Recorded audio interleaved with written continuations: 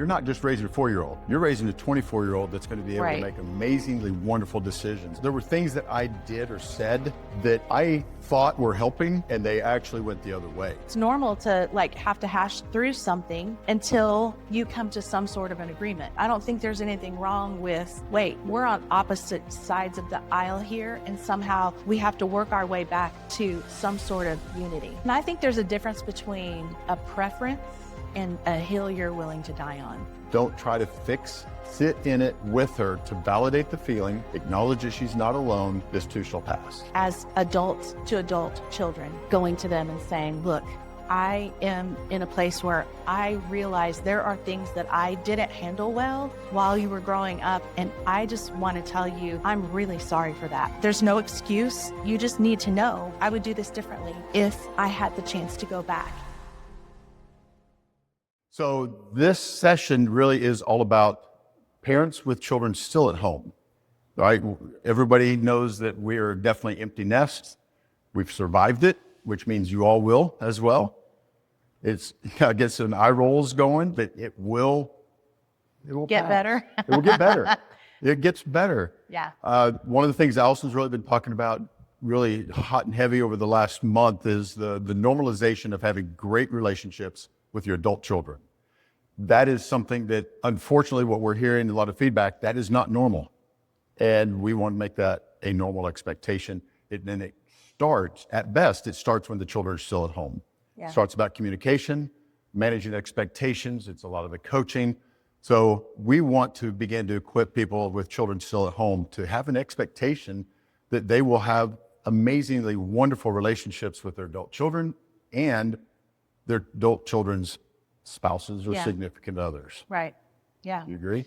No, I totally agree. And I think that the reason that we talk about how it starts at home is and there's a difference between a man going through an empty nest process and a woman going through the empty nest process.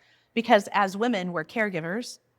And I don't care. You care. No, it's not that. But, as a female, like a homemaker, we pour our heart and our soul and blood, sweat, and tears into these children. And then it's like the one thing we want them to do is we want them to learn how to live without us. And we work ourselves out of a job. And for me, I was like, wait, I still want that job back. Like when they leave, I didn't know what to do. So mentally, if you can be prepared for emptiness and know that's a good thing, then that's what we want. We heard a quote, and we've kind of modified it. That's a lot of things. What we'll do is we'll hear quotes from someone else, and then we begin to modify it to actually fit us. So one of the quotes was, you're not raising children, you're raising adults. So let that sink in a little bit, but I'm going to tweak it just a little bit. We had the privilege of getting to go hear our youngest son speak the Monday before coming down here. And then I end up sharing it with Taylor, who's got a 6-year-old. And it's like, I told Taylor specifically, don't think about you're raising a 6-year-old. You're raising because Taylor's 36, you're raising a 36-year-old to be equipped to move, impact, and influence an entire room of entrepreneurs. So when you think about raising your 4-year-olds, think about that. You're not just raising a 4-year-old. You're raising a 24-year-old that's going to be able to make amazingly wonderful decisions. And I think it reframes how we interact with our children. How old are yours? 10, 6, and 4. So you're raising 20-year-olds. I want to clarify something really fast, though, for the people who are literal watching or in the room. If you've got a 4-year-old, you're not just raising a 4-year-old, like it's a mental thing. You're not going to put adult expectations. Correct. And I feel like this may be a Captain Obvious statement, but there are people that might go, oh, well, my 4-year-old needs to be like making their bed every morning. And like, I feel like it's your filter as a parent. Your filter needs to be the long game, the long game. Like, how can I equip my 4-year-old to be that 24-year-old? How can I see that vision of what this little girl's going to be or little boy? It's good clarification. Yeah. You don't want to think that I'm asking someone to give their 4-year-old the keys. No. Right? Yeah. And autopilot or cruise control in an RV doesn't mean you can set it and then walk to the back. Unless it's a Tesla RV. Unless it's a A what? Tesla RV. Apparently, that's- Teslas drive by themselves. I don't know. Fair enough. One of the things we were talking about today is just helping you guys recognize that you're literally planting seeds that it's going to be harvested later. Yeah. You know, from an agricultural perspective, when you plant a seed, you don't go out there tomorrow and expect it to begin producing fruit. But everything that you do on a daily basis, you're making a deposit. You're planting and nourishing and fertilizing. And in the ideal world, you'll recognize that you're not the only one that makes deposits into these young adults. That's You kind of have- hard too as a mom though, or sometimes as a dad, if you're in a cornfield and you can't see anywhere, like you've got to, like, I think that's the hard thing when you're right in the middle of raising those kids and you are changing diapers and you are fixing meals and cleaning up and you are wiping behinds and you're taking kids to, it's an endless thing where, you know, it is hard to see your way out to even see the light at the end of the tunnel. However, on this side of the game, like that 30,000-foot view, like we can see people in the corn maze and know, oh, just keep going, You can get out. Yeah, Yeah. yeah. There's hope. There's There's always- hope. It's all good. Absolutely. Yeah. All right. Anything else you want to share with the group before we kind of see if there is any questions? If there's not, we I can don't have ramble anything for to an share hour. until you start talking. Then I have all kinds What? of things to share. Sorry. What? Sorry. That's for you, Jen. What? What? Yeah. Well, open it up. Let's go. Anything? All right. And then we can talk Are to there Lance. any questions to begin with? Remember, you have to grab the microphone. And if there's not, oh, we have one. We have a brave person.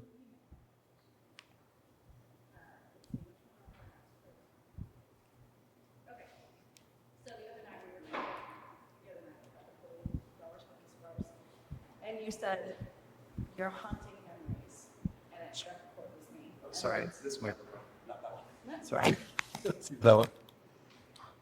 So the other night when we were by the pool, you and David were smoking cigars. You mentioned Yeah, your we can't haunting. say that out loud. Some Sorry, of our audience want to we were just at the pool hanging out.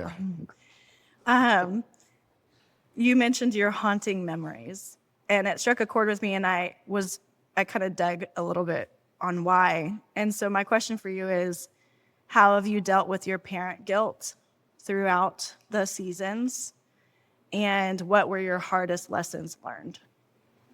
Great question. Parent guilt, specifically mom guilt or dad guilt? It's yes. It's yes. Yeah. Yeah, we were talking about, there's so many that come to my mind. It's like, now how do I flip through this filing cabinet of all of the times I made stupid decisions as a dad? Like what? Well, Give us an example. man, there's so many. Well, think of the first one that comes to mind was with Taylor. And again, this is not the way I would choose to parent if I had an opportunity to do it today, or if I was talking to David. This is what you don't do, David. You don't pull out the dictator card when they're 13 to 15 years old. The dictator card simply means you do as I say simply because I'm dad. Now, there's a lot of times when they keep pushing the button, you get to the point where you're ready to pull that card. There's a much, much better way. But the one that comes to mind first was I had Taylor out mowing the grass, and we'd got a new zero turn, and it was a large property, and he would not do it the way I wanted him to do it. So I jerked his butt off of the zero turn, told him where to sit. In the hot Missouri sun. I'm going to tell him myself. Have two huge oaks right in front of the yard. It would have been so smart of me to let him sit underneath the big oak tree in the shade. Did I? No. I put him on the edge of the asphalt driveway where it was hot, and I told him, you watch. And I got down and was coming back, and he had moved himself under the shade tree like a common sense person at 14 or 15. I turned the mower off. I drug him back over to the hot asphalt and made him sit there. Why? I have no idea. That's just stupid. Parent guilt. Another one. You want another?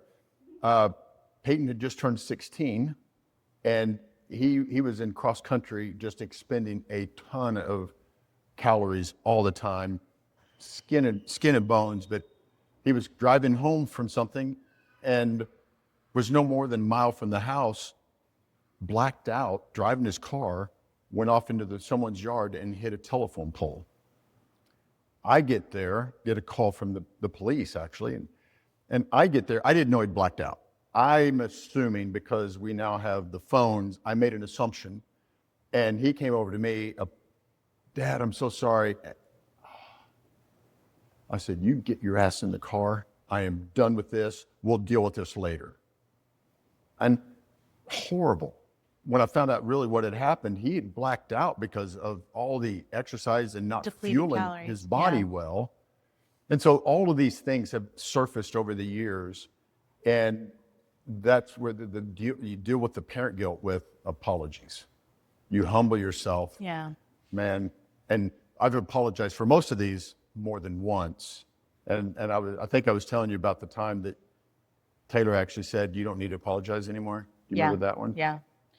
Well, here's what I want to say about parent guilt. Because I've had my share of parent guilt. I never made our child sit on hot asphalt, and I never chewed them out after they blacked out. And this is why we recommend therapy, because I was nowhere around when all this happened. It was. But I still need love to you. know. Yeah. And thankfully, our children are not curled up in the fetal position somewhere, still dealing with that. But every parent, I don't care who you are, there's going to be some measure of regret, guilt when you get to this phase where you have a completely different viewpoint than you had when they were young. And I believe we make no qualms about our beliefs. Like we're believers. I believe, the Lord helps you to deal with things and biblical principles and all. There's all kinds of things in my Bible that I read that help me to deal with every emotion that I have. But I think what happens to some people is they get in this space of feeling like, oh, I have so many regrets, and now the relationship is strained with my child, or my kid doesn't call, and it's because of this and this and this. And the enemy wants you to sit there. And the longer you sit there in this pit of despair, it no longer becomes a dirt pit. You hang pictures on the wall. You move in a couch and you get really comfy in this place. And I think that's the mistake, because that's where he wants people. I believe there's huge utility in, as adult to adult children, going to them and saying, look, I am in a place where I realize there are things that I didn't handle well while you were growing up. And I just want to tell you that humble yourself. I'm really sorry for that. There's no excuse. You just need to know I would do this differently if I had the chance to go back. And I think that can be healing depending on what's happened. That can be very healing for both of you. And then you have to move on, because you can't sit in that. It's going to cripple you. So I shared a couple of the really big ones where I had extreme guilt because I really handled it poorly.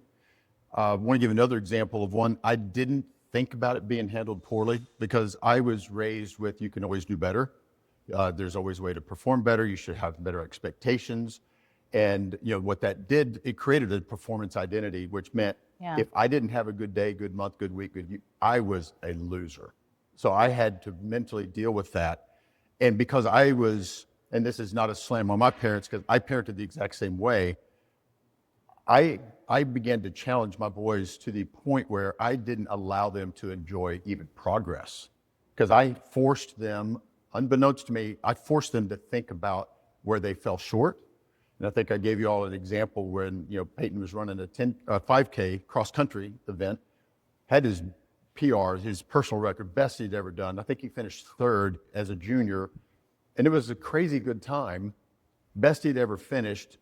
And I remember coming up to him, and I was like, yeah, but you finished third. Did you really pump your arms and fist on the hill? Did you really, because that's where you make it. I took this moment that could have been used as a celebratory event. He did his best, had his best time ever, sub 16 minutes in a 5K, which is crazy. And I took him out of that and placed them in a shortfall. And there's a business book that I refer to a lot of parents called The Gap and the Gain. And it's Dr. Benjamin Hardy and Dan Sullivan. So it's a great book from a business perspective.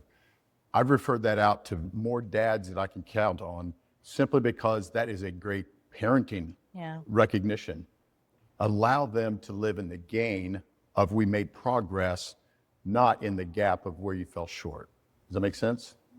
Great first question. Yeah, that is good. I think too, that leads me to think that how many parents parent from a place of like, why did we want our kids to do well? Like, I don't think any parent would go, well, it's not because I don't want my kid to do well, but there's sometimes underlying motives that we're not even aware of subconsciously. Like, we want them to do well because it boosts our ego, And I think figuring out your motive, like knowing my kid might not do what I'm wanting them to do. Like Peyton may not grow up to be a track star. He's not a track star. Like Taylor didn't grow up to be the big basketball player like you did. So letting go of the opportunity that some parents take to live vicariously through your children is a big deal too, because that's a motive that you got to uncover that I'm not sure we knew to uncover that, We didn't, not then. It was much later when he realized he wasn't going to run in college. I mean, they wanted him to run 100 miles a week. That was the moment he's like, okay, this was a good hobby. That's a job. Yeah. So he was done. And it's like, as a parent, when you begin to understand what it is they want to do, we parent from a position, how can I equip you to run in your lane and run well? Yeah. That's totally different. You can still challenge them to be their best without taking them out of this gain and then throwing them into a gap. Does that make sense? Man, what a good first question. She raised the bar. She set the bar. I have a microphone right here. So I have a 3-year-old little girl at home. She's my angel. And I'm torn between wanting to give her all the things and the experiences I never had. But I'm saying yes so often, I fear that I'm creating a monster. Can I ask a clarifying question? Yes. Because the way you worded it, I would actually think that's a great thing. You said you're giving her experiences you didn't have. That's different than giving her things you didn't have. So can you clarify the question? Well, to shorten it is just, she's my little angel and I say yes to everything. So how do I continue to be the fun dad and get to say yes as much as possible, but without creating a spoiled monster? Entitlement. Exactly. Yeah, great. Oh, that's a good one. Because we didn't have that problem. I stayed home with kids, and so like we had to make our own baby food, and I do think I like what you said, because there is a difference between giving a child experiences, time, rather than giving them things. We just talked about this morning in the pool. With cigars? Oh, no, I do not do cigars. Sorry. We did have a nice espresso martini in hand, though. I feel like the fact that you're already thinking this way tells me that you're aware of it. And I think awareness, first and foremost, is that's really, really good. Because if you weren't aware of it, then that's probably a scarier place to be. I do think with a dad and a daughter, he's the reason we didn't have daughters. That's a tough thing, because you tend to be, our oldest son has a little girl. And I would have never dreamed telling her no. Oh, he's definitely not the heavy. And that's the most shocking thing to me ever. So I think you have to, like we said before, you're not raising a 3-year-old, you're raising a 23-year-old, a 33-year-old. You're raising, what do you see her down the road? You already know saying yes all the time is probably not going to bode well for her. So figure out what are the things that you and her mom are okay. Like, we're going to say yes to this as often as we can. But all of this, well, she's 3, she's not 13. Right. I think you just got to figure out what things are okay to say yes to. How are we going to instill the work ethic in her that we would like to see, rather than an entitled brat the older she gets. Now, there was a really good study done. Carol Dweck, do you know her? Carol Dweck? She's the one that came up with the concept of the fixed mindset versus a growth mindset. Great book, great author, great speaker. But they did a huge study on, I think it was 5-year-olds, and they split them up into 2 groups. And they were given a very, very simple puzzle, like 4 pieces. And both groups obviously got it done. But one group, they praised the result. They praised the outcome. You did so well. You got it perfect, and you made it in such a fast time. This was one group. This other group, the way you put your effort into that, the way you stayed with it, you really put great effort into it. So they both got perfect with the 4-piece puzzle.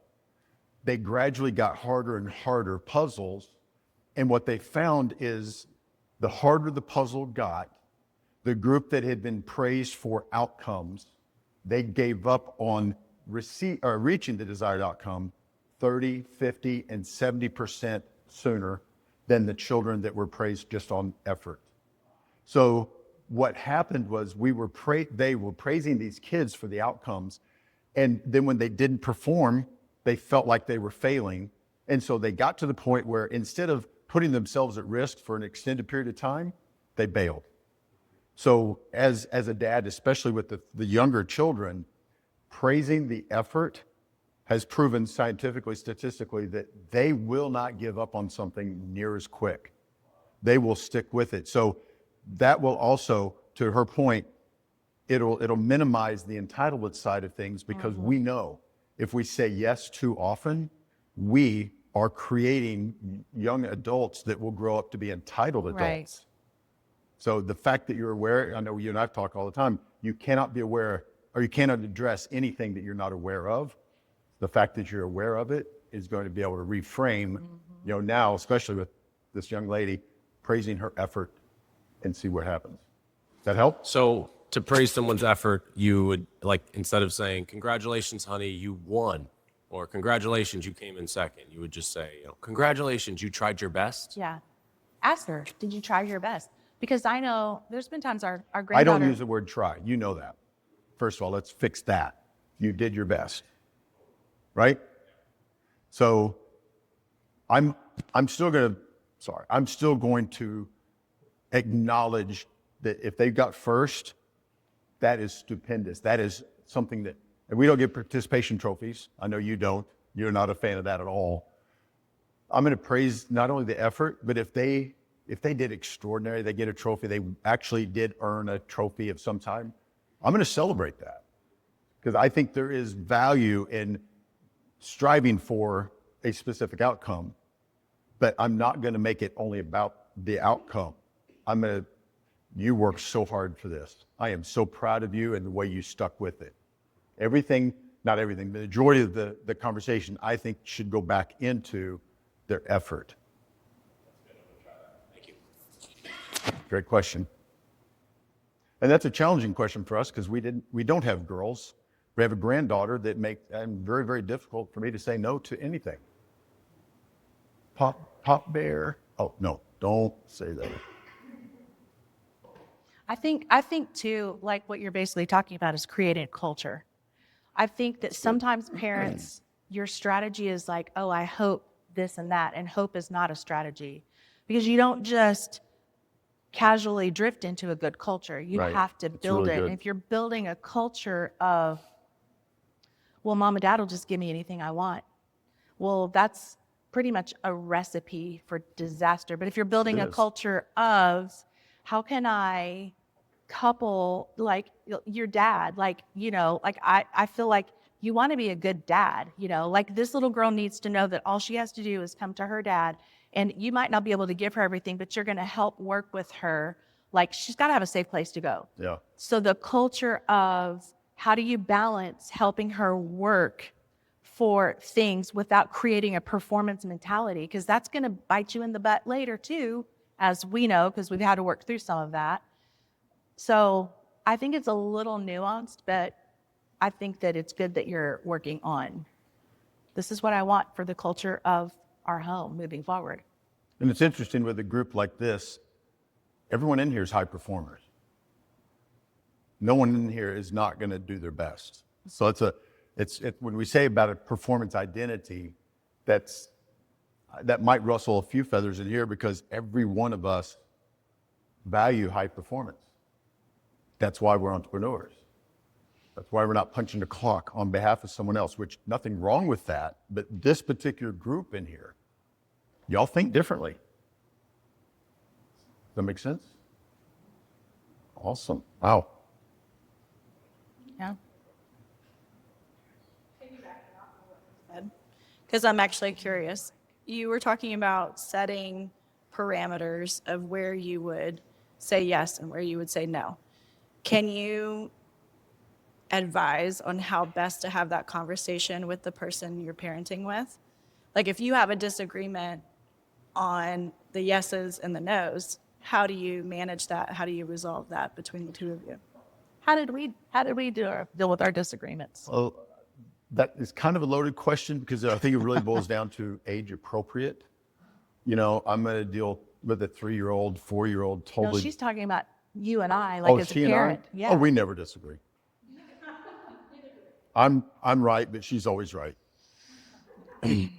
No, we've had plenty of intense moments of fellowship. One of the things that we did make a decision on was to not really fight in front of the kids. Now, one of our podcasts, we talked about having disagreements because having a healthy disagreement was really beneficial for the children to feel like how do you process disagreements. Our early years, we didn't process it well. We just had the knockdown drag outs. There were times that we would need to talk about something, and it was like maybe I'd pulled the pin on a grenade and thrown it in the room. And you have to sometimes table things. That's, I think, normal. I think but you can't avoid. I don't think it's healthy to avoid. If you have to come into some sort of agreement, you can't avoid something, but you can table it until you're a little more settled and you can speak about it without losing your temper, if that makes sense. But I think it's normal to have to hash through something until you come to some sort of an agreement. I don't think there's anything wrong with, we're on opposite sides of the aisle here, and somehow we have to work our way back to some sort of unity. That's just my opinion. And I'll touch on that, but something she said a while ago is, what kind of a culture do you want to have in your family? So many of the conversations that we have as parents, I'm taking ideas out of the business world, and I'm going to pull them right into the family, just change the verbiage.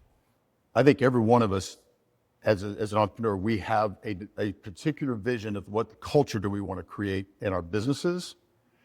And I don't see a lot of that being intentionally looked at the families. What kind of culture do I want in my home?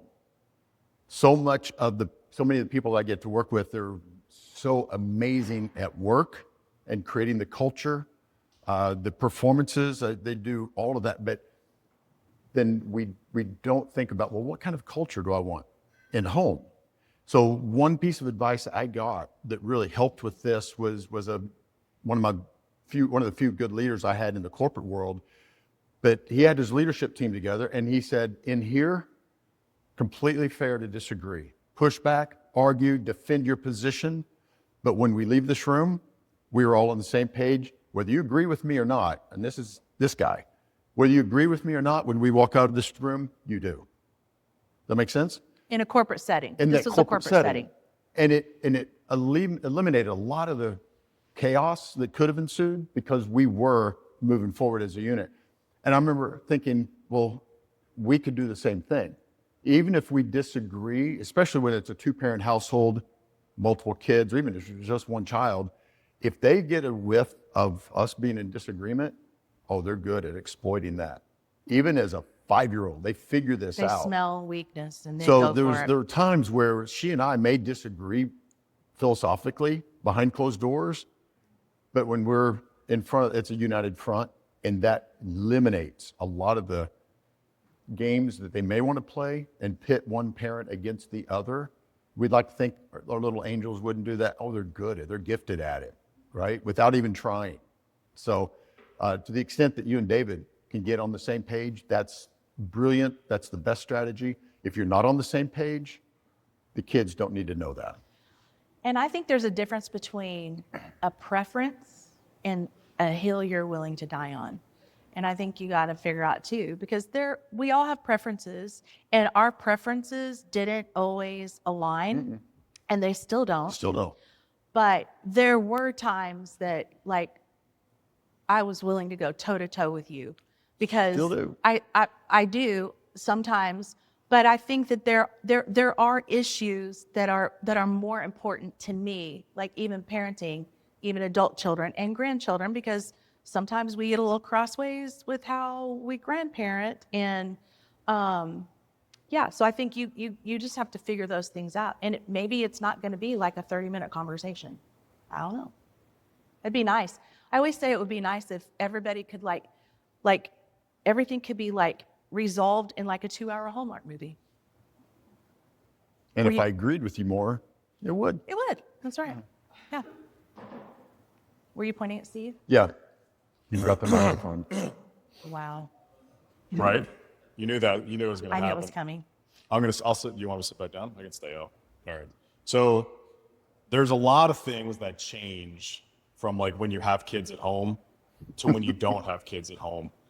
And one of my biggest fears, as we have a 14-year-old, is some of those changes and potentially coming and impacting our marriage the wrong way, right? So when I think about that, one of the things I always see in my wife is her kind of self-worth comes through being a mom, doing a bunch of things for Sophia, spending all of that time doing that. And I'm just curious in 4-ish years what that transition might look like, what you went through and what you maybe saw through that transition. Didn't think that was the question, did you guys? I thought it was going to go a different direction. Yeah. And can I just tell you, I was really ready for it too. It's coming. It's I just not barely yet. slept last night because I was thinking about it all night. I'll take this one because I for those of you that I don't know who listens to the podcast, but you are a homemaker and a mom. Like that's your thing. That was my thing. That's what I did. So my whole identity was wrapped up in taking care of these sweet little things that I just loved so very much. Homeschooled, the whole 9 yards. Like I loved being together, you know? And then the transition was hard because I wasn't mentally prepared for it. It's not that I didn't know that they were not going to grow up and leave and go to college or whatever. So I think being aware of that, first step.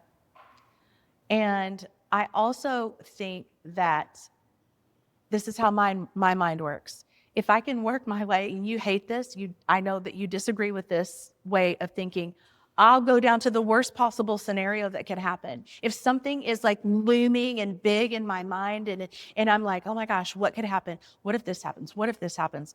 I'll go to the worst possible scenario and then reverse engineer my way back so that it's a little more palatable. Then I have to worry about, oh my gosh, what am I going to do? Because then I can work through, and maybe that's wrong. Maybe that's lack of faith on my part, but I don't think that you have to lose yourself in the empty nest. I don't. I did, for sure. I was depressed. I was on medication for a while. Yeah, it was tough. Like Downton Abbey was a big deal. Laid on the couch, copious amounts of ice cream went into my body. I fed the dog.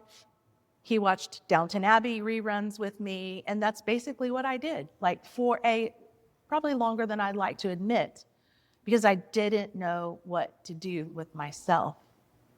But I think that's why we're doing this, is because if I can extend a little bit of hope to people who are not yet there, then it's worth it for me. And so I always think, what do you like to do? Find some hobbies. That's a great Come question. to Nashville. Just the fact that you asked it says you guys are going to be far Yeah. more prepared for it than we were. Yeah. One of the advantages we now have is we're a decade past it. And so looking back, again, some of the crazy things that were done or said, and it's also about the different languages between male and female, or the personality types. There were things that I did or said that I thought were helping, and they actually went the other way, because I did not understand the depth of discouragement and despair that she was feeling. Because back when we were homeschooling, her lifeblood was getting to exercise every day, going to hit the pavement and getting that exercise going, her heart rate. There were the times when the boys were like, "Mom, you need to go exercise." Well, she received that well from them. But when I said, "You know what? You need to go exercise," I heard, wah, wah, wah, wah, wah, you're fat, you're ugly, Right? get off the couch. Yeah. So what we actually did a podcast not so long ago, and it's like, what should I have done? And it was so crazy simple from her perspective. And I'm sitting here thinking, how on God's green earth does that even help? She just wanted me to sit in it with her. She wanted me to be there and validate, you know what? Yeah, it's quieter. It's slower. Are you doing okay? Asking that question without having a motive of, I can fix you. You just have to go exercise. You just have to do this. So the fixer side of a lot of the husbands, my advice is don't try to fix. Sit in it with her to validate the feeling, acknowledge that she's not alone. This too shall pass. Yeah. So 3 simple things really that weren't so simple for me, because I didn't see how it would help. Does that make sense? I wanted to break it down. We're going to create some steps. We're going to solve this. I'm the hero. And it did not work out that way at all. That help? What you're saying is no more dogs are needed. No more dogs. No. No. 3 dogs are more than enough. Got it. I will say this. Dogs are easier on the waistline than ice cream. So, yeah. And a follow-up question to things that change from when kids are home to when kids leave. So in terms of your guys' life, your intimacy, sex, things along those lines, was there like a reignition of, like hey, this day of the week, we're walking around the house naked and we're just going to enjoy each other, or something like that? Like, did anything change on that side of things? Was there some fun new rediscovering of each other once there was no kids home? What about that side of life? She's got the answer ready for you on that. I know. It's like this is the difference between me and Lance. Like, I feel like there's really no posted keep out parts of my life, but I do feel like a relationship, our sex life, there's a sacred and kind of private thing about us. Like, I don't think we're called to just like blurt all of this out on a podcast. But I will say this. We have talked about naked Saturdays, and that he wanted a naked room. We never got a naked room. Your mother-in-law lives with us, but Yeah, not safe. it was nice. It was kind of fun knowing that nobody was expected to come into the door. So we had a lot of rooms in the house. I remember the address that we had a lot of fun in different, places that like you could just never do this. So, I think there was an element of, oh gosh. And, I had a hysterectomy in 2014. So there was like even a better newfound freedom. Like, I didn't have to worry about like, oh my gosh, our grown child is 25 and I'm going to end up pregnant again. Oh, that would've been not good. That would have been a little awkward for As the they boys. say down here, no bueno. No bueno. But yes, I do. Now, when your wife is depressed and eating ice cream, and that's that might not be the best time to play Let's Get It On. But I do think that, there's a fun element of, This is what I would say to that. We've talked this a lot.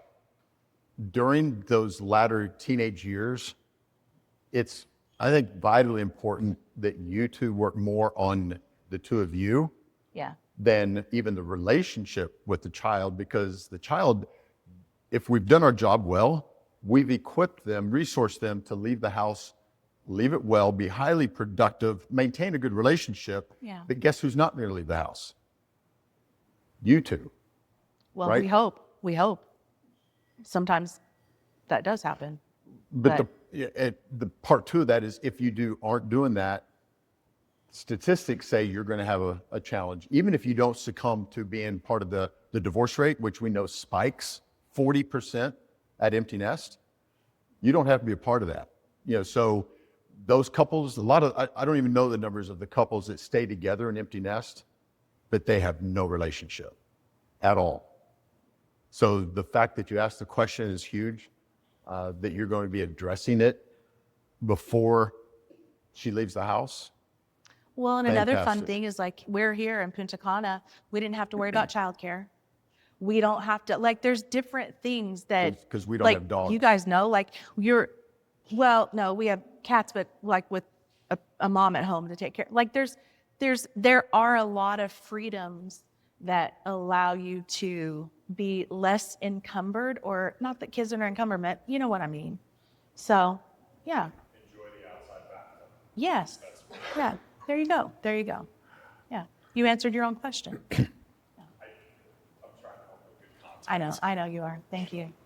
I Thank got you. more, but I'll let somebody else go. Oh, I asked two. oh, okay. You're good. Any other questions, other people?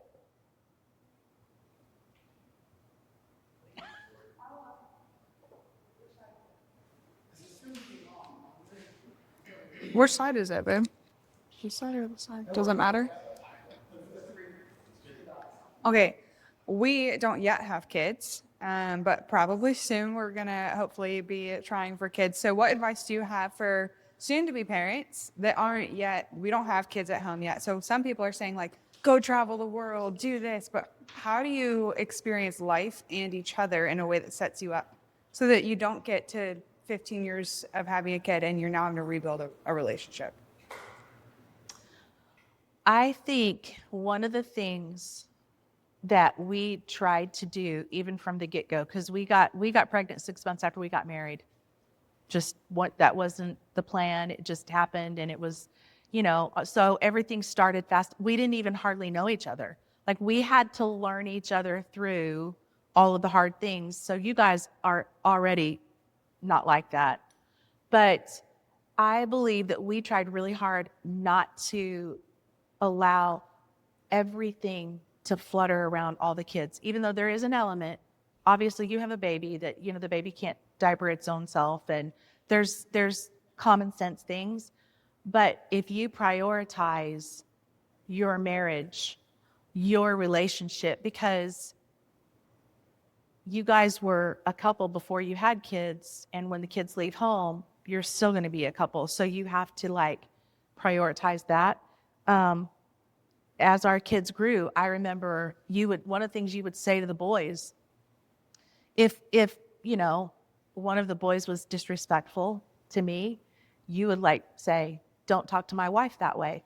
Yeah. Because There was a transition when they were real little. I mean, that's the beautiful thing about, got some content that's going to come out later, but we break it up into age groups. And during different phases of life, your language will most likely change on how you communicate. Because it was, hey, don't talk to your mom that way.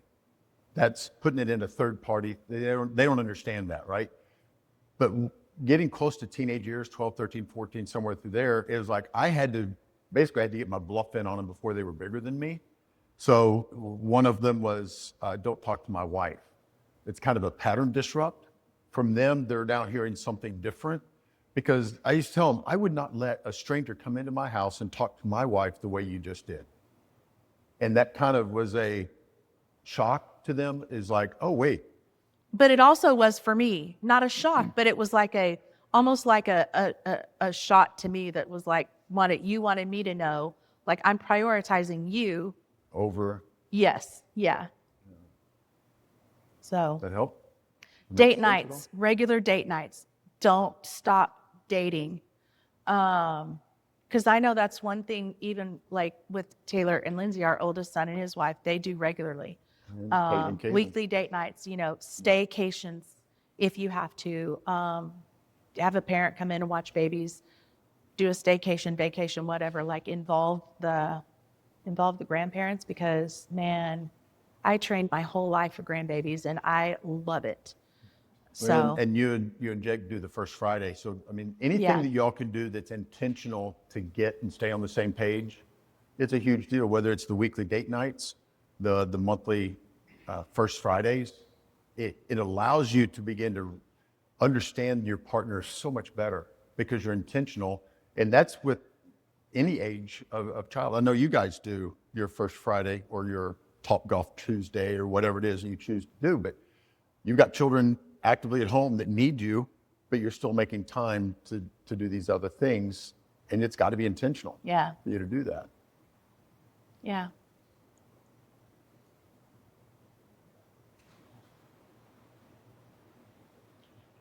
What's the dumbest thing that Lance did while he had kids that were in their teens? Oh, that's a long list, bro. I asked your wife. A long list. I asked her The wife. dumbest thing, like with the boys, like Just in general, yeah. oh. What do you think Lance should be like? Man, I regret doing that thing. I should have done it differently, like the most, as he was raising teenagers. Well, we kind of talked about that a while ago. Like you weren't here. He talked about Taylor, like mowing the lawn and making him sit in the hot asphalt, and I wasn't there. Oh, here's I will say this that I was not real happy with, because the dynamics of our house was different, because full throttle testosterone. Like I was the only female. We had a girl dog. It was just me and Shelby for the longest time. She was such a challenge. Oh gosh, she was, yeah. But there were boys try to literally kill themselves and each other. No. I mean, they like plants. Like one time, one of the boys spit pizza in the other one's face, and Taylor had to physically get one of them off, and he had claw marks on him. And so you guys kept things from me. I don't think that's smart. Like I feel like I shouldn't find out about these things, and when they're like grown, because I don't know. You didn't. So that wasn't real smart. It was. There's something called need to know. It's No. kind of like there's money that it's called she know money. Oh, I don't even Money want to she hear know this. nothing about, right? But there's also he know money. No, there's not. Oh, 'Cause- thank God. No. Anyway, Thanks. this is what you wanted, probably. Follow-up question. What's the least smart thing, see that choice of words there, that Allison did when she had teenagers, in your opinion? Yeah, I don't think there was anything. What?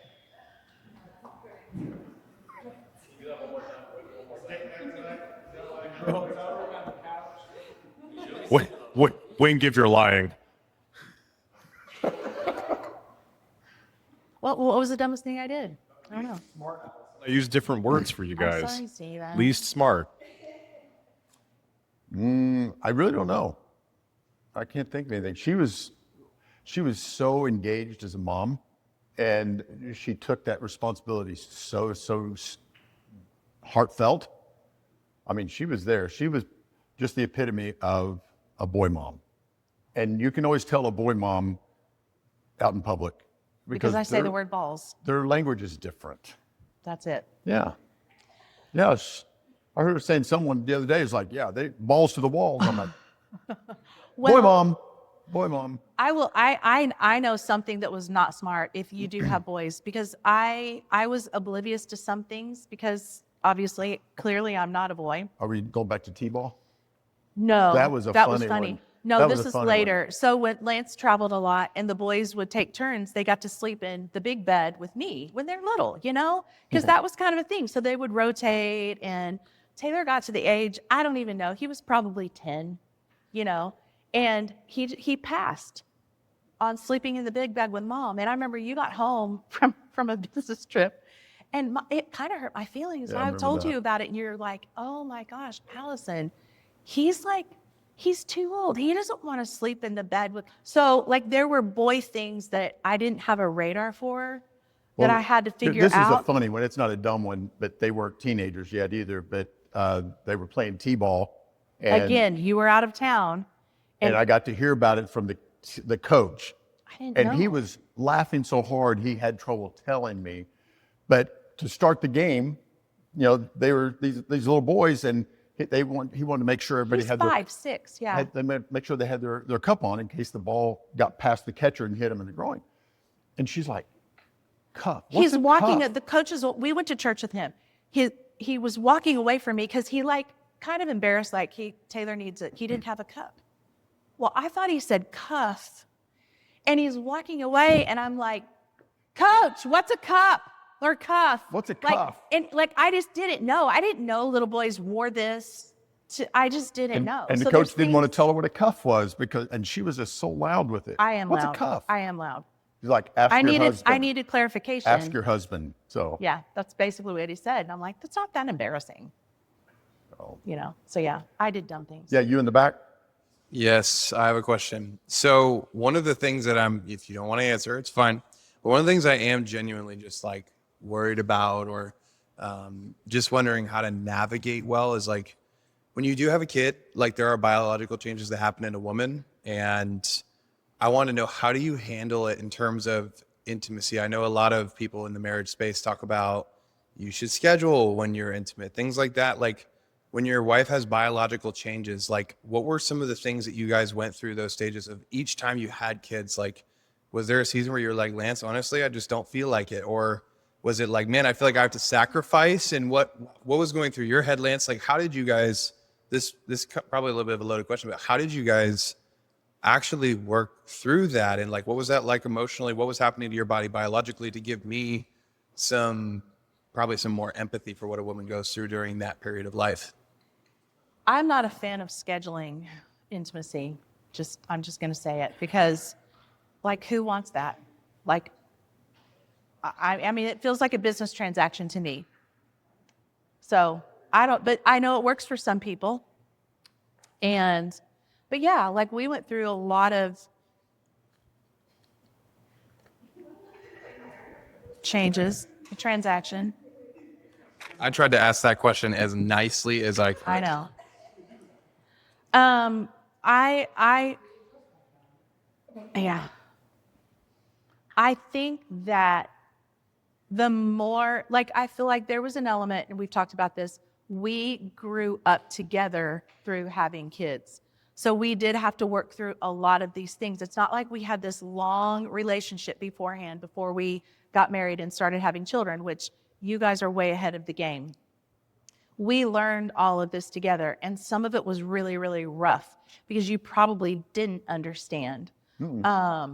And so, yeah, there were a lot of choppy waters we had to navigate. Yeah.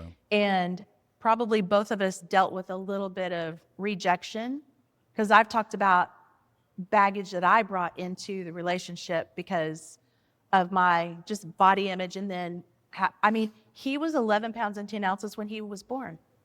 I didn't know this. I had huge babies and C-sections and gained a lot of weight. And it's just like, yeah. So like I had to deal with a lot of, like, clearly I look in the mirror and think, ew, who's going to want this? So I'm assuming you're going to think, ew, I don't want this. So I think for us, we had to figure out how to communicate with words. Everything boils back to communication, as Yeah. we've talked on almost every podcast. Yeah. The communication is absolutely the key. We're also not big on false obligation. If she's not in the mood, I don't want her feeling obligated to do anything. Now, if you're constantly self-serving or serving the other person, you're selfless, serving the other person, that's different. Yeah. But to make someone feel guilty or obligated, I just personally, I think that's not acceptable. But So did you guys end up going like weeks after the kids? Like, how did you guys Did we figure end that? up Because what? you guys had 6 months. You got married 6 months, and then you got pregnant. So you guys had about a year and 3-ish months. So then what happened when you guys had the kid? Was it like no intimacy for a couple of weeks? How did you guys just navigate that season? Well, the doctors say there's like a length of time that you're supposed to wait. I had C-sections. That's a little bit different. I never had vaginal births. And so I think the whole intimacy thing is different there. But yeah, I mean, you're nursing a baby and you're up like all hours of the night and your boobs hurt. And it's like, you don't want one more person pawing at you, you know? So just from a female standpoint, but yeah, I mean, you wait a little bit, but there's also those people who don't wait. That's where Irish twins come into the picture, where you have a child and there you, yeah. So clearly you When they didn't go follow back your to doctor's the advice. 6-week checkup and they're pregnant. Yeah, no. So yeah, it's not always fun, but I do believe that the bond, I think there's an element for us of being married as long as we have. And we have gone through some really rocky times, and we've had some knockdown blow, like he's put a fist through the wall when Taylor was 3. It wasn't directed at me, but like, I think sometimes I drove you to the point of, oh my gosh, I got to hit something. I'm not proud of it, but I'm just glad it wasn't me. You look proud. I'm not. I'm really not. I'm just. It's the nature of, if you pull back the curtain, like there's an element of our marriage that I think is a lot stronger because we've fought through things and we've refused to let go, even though sometimes the world likes to convince people it's easier to let go and try again, you know. But we could leave each other and I could marry 5 different men and I'm still going to deal with the same things that bothered me in the first place and vice versa. So why would I want to train another husband? I don't want that. Like, it's not worth it to me.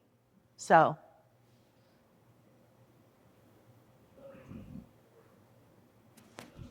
My last question, I promise. It's 2 questions in one. I love you, Jen. How has the conversation around politics and religion changed from having kids at home to not having kids at home, and like what those conversations look like with your kids' families now, what the conversation looked like when the kids were home? What is that involvement in both of those kind of? I don't think it's changed at all. Not at all. Nothing. No. In fact, no, nothing's really changed because I feel like our kids are pretty similar. Like, it depends on what weeds you're talking about in religion, politics. I feel like, I don't know, we're similar minded on a lot of things We are. Not a lot has changed. with our kids too. From teenage years and up, we were very, very communicative, where we would talk about anything and everything, agreed to disagree, you know, never forced an opinion to match ours. It was a lot of good conversation.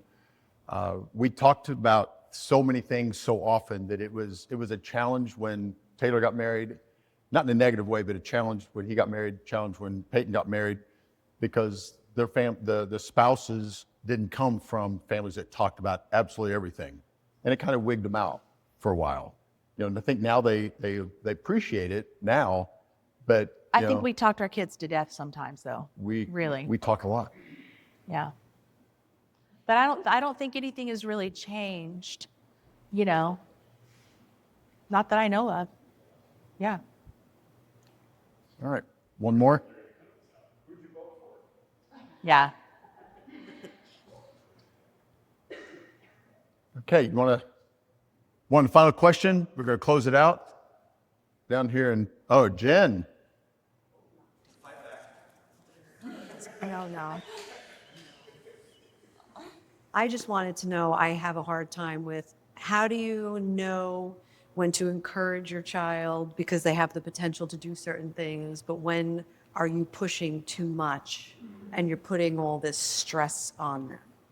Because us having a teenage daughter, is she just starting to be lazy and you want to point her in the right direction? But also, too, I don't want to put so much stress on her that I'm just making her unhappy. So. Great question.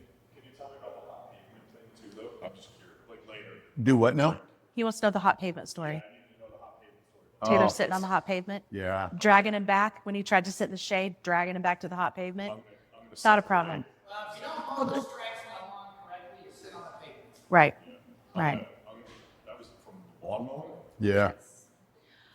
You know what? I will say this. Nobody knows your child like you do. You know, I think if you really want to, I think that we all have the ability to read our kids, but also to have conversations. We talk a lot about letting your kids audit you. Just ask them. This is a conversation we could have, and there are no wrong answers. You are not going to get in trouble. You can tell me anything. Just be really brutally honest, because like a report card of sorts. How would you grade? You know, at 14, you're going to get different answers from her than you would at 4. But you know, even if it has to be written, maybe she's not comfortable just saying to your face because she doesn't want to hurt your feelings or whatever. But I think I love that part of, what are we doing wrong? What are we doing right? What are we doing wrong? How do you want things to look differently? You know? Well, I might have heard a different question about auditing us. All 3 of our boys, and especially in high school, they did enough to get by. Especially the oldest one, like midterms, he would have D's and F's and everything. Not everything. Almost everything. No. Phys ed, PE, he was nailing it.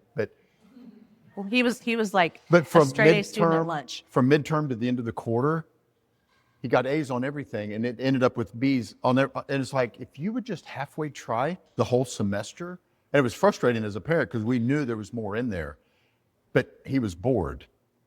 And so part of it, if I were to be able to go back, because we didn't handle that great. We rode him like white on rice, chicken on a Cheeto, whatever you want to call it. But we rode him hard because he just did not apply himself. And I would say probably all 3 of them were that way. You know, hindsight going back, it would be, if it's a school-related deal, you are obligated to do your best. And I know when the boys started getting jobs, for example, they all had hourly wage jobs. Nothing wrong at all with an hourly wage job, what I'm getting ready to say, but I knew they had more potential in them than to settle for an hourly wage job. And so I used those types of lessons, life lessons with them, as far as, if you do not apply yourself, this is the absolute best that you can expect. Now, was it right or wrong? I don't know, but it definitely motivated them to, all 3 of them are entrepreneurs now. So there was something that clicked there, that they did not want to settle for just getting by. But it didn't really click until they were a little bit older. And so when they were in high school, it was just a lot of pulling our hair out trying to get them to pass, and knowing that they could have easily gotten A's if they wanted to, but they were bored. I also think there's a big difference between a mom and a dad. And I know boys this, and girls, sons yes, and daughters. I don't think that this is straight 100% across the board, but most moms are probably going to be a little more nurturing and feel like, you're pushing them a little too much. And dads have a propensity maybe to do the pushing. You know, I don't know. Maybe I'm wrong in that, but I think it's normal to feel. It's going to come down to a conversation with you and Stephen too, because we had a lot of those, and there were a lot of times she was the buffer between me and the boys, because I was a driver and needed her to be that buffer at times. So Yeah. It's because you have a daughter. She's the heavy. Yeah. All right. Anything else? You want to close us out? Yeah. Thanks for coming. We're done. I'm co-painting. I mean, I don't know what you want me to say to close us out. So. Were there Yay.